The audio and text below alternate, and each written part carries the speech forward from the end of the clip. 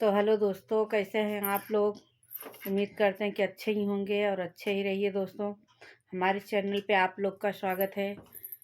तो दोस्तों, हमारा ब्लॉग यहाँ से स्टार्ट हो रहा है। जैसे कि अभी ये केस तो चल ही रहा है, अफवाह तो चल ही रहा है मालती चौहान का, जो कि सही है।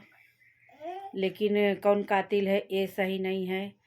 कौन हो सकता है, जब वो जांच पड़ताल होगा, जब सच्चाई सामने आएगा तब मालूम पड़ेगा दोस्तों। अभी तो जिसके मुंह में जो आता है वही बोलते हैं, जिसके मुंह में जो आता है वही बोल रहे हैं।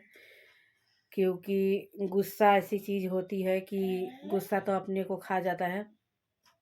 और जैसे कि एक राधा राज बहन जी हैं, वो बोल रही हैं कि मालती मरने से डरती थी, उसको खरोच आता था तो वो चली जाती थी शूटिंग छोड़ के। तो ऐसा कुछ नहीं है। वो तो किसी को भी थोड़ा भी अगर हो जाता है तो वो डरता है, उसको दर्द करता है। चाकू से कट जाता है और ब्लड लग जाता है, हाथ में कट जाता है, ब्लेड से कट जाता है मतलब। तो बहुत ही दर्द होता है इंसान को। लेकिन जब गुस्सा दिमाग में हो जाता है इंसान को, तो किसी चीज़ से इंसान को डर नहीं लगता है। पहली बात, किसी चीज़ से डर नहीं लगता। ना जहर खाने से, ना आग लगाने से, ना कुएं में कूदने से, ना फांसी लगाने से, किसी चीज़ से डर नहीं लगता। ना खाई में कूदने से, कि उसको पता ही नहीं चलता हम कर क्या रहे हैं। जब गुस्सा लगता है इंसान को, इंसान के अंदर गुस्सा भरा हुआ है, तो उसको डर नहीं लगता। जैसे कि वो बता रही कि वो मरने से डरती थी। लेकिन जब दोनों तरफ से आग लगी है, धुआं उठा है, तो उसमें डर किस बात की। अगर वो करी भी होगी तो अंदर गुस्सा रहा, इसलिए कर रही होगी। जब होश में इंसान रहता है तो किसी को भी दर्द होता है। लेकिन जब इंसान के अंदर गुस्सा भरा रहता है तो समझो बेहोश है, कुछ भी कर सकता है अपनी ज़िंदगी का।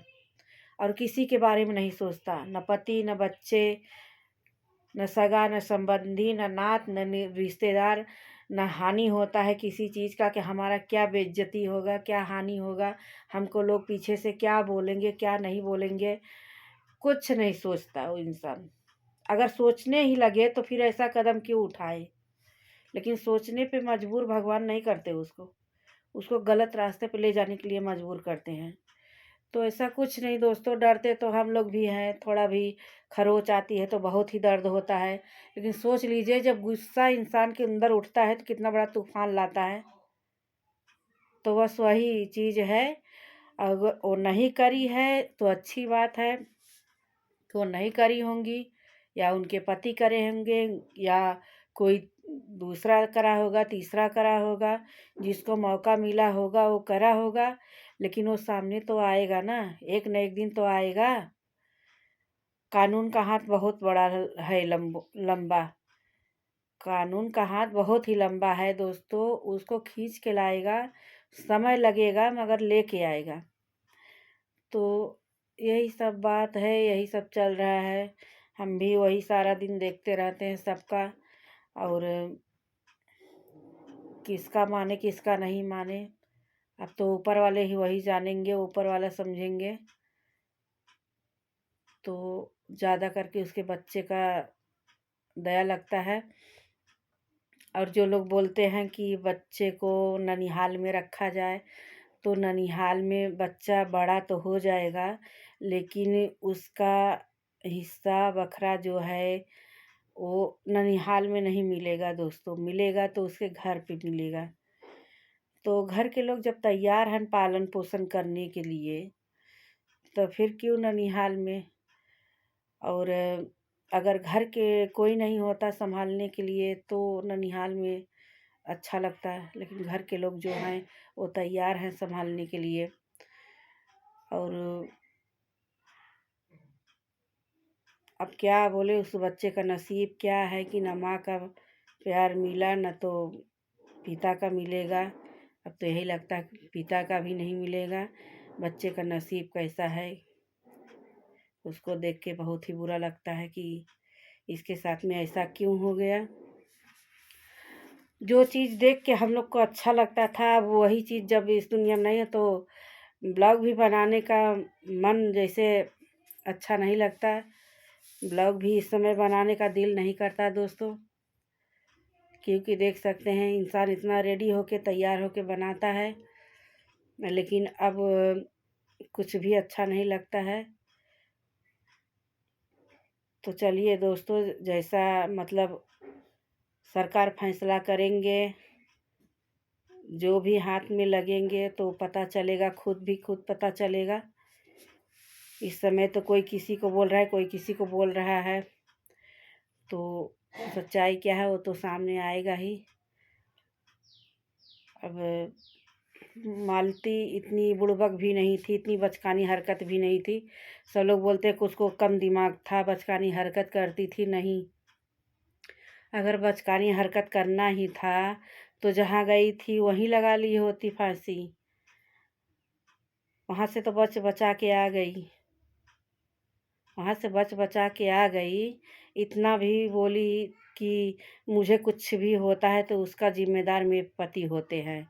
उसको कैसे पता था कि हमारे साथ कुछ होने वाला है? अगर उसका पति ही किया है तो क्या उसको बता के करता? उसको कैसे पता चला इसे? या तो करके अपने पति के ऊपर डाली होगी कि हमारा पति फंसे उसमें, और बताई भी है कि हम कुछ भी करेंगे तो उसमें उसका जिम्मेदार हमारा पति है। वो खुद भी बता के गई है। तो अब इसका रीज़न क्या होता है, पब्लिक जाने, पब्लिक समझे। उसका रीज़न खुद पे खुद निकलेगा दोस्तों। आप लोग ऐसे ही सपोर्ट करते रहिए उनका, ताकि जो कातिल है वो हाथ में आए, उसको सज़ा मिले और बहुत कड़ी सज़ा मिले। जैसे ऐसे ही जान नहीं निकलता है, बहुत तकलीफ़ से निकलता है दोस्तों। जैसे तकलीफ़ से जान निकला है वैसे ही तकलीफ़ उसको भी होना चाहिए। ये जनता की मांग है।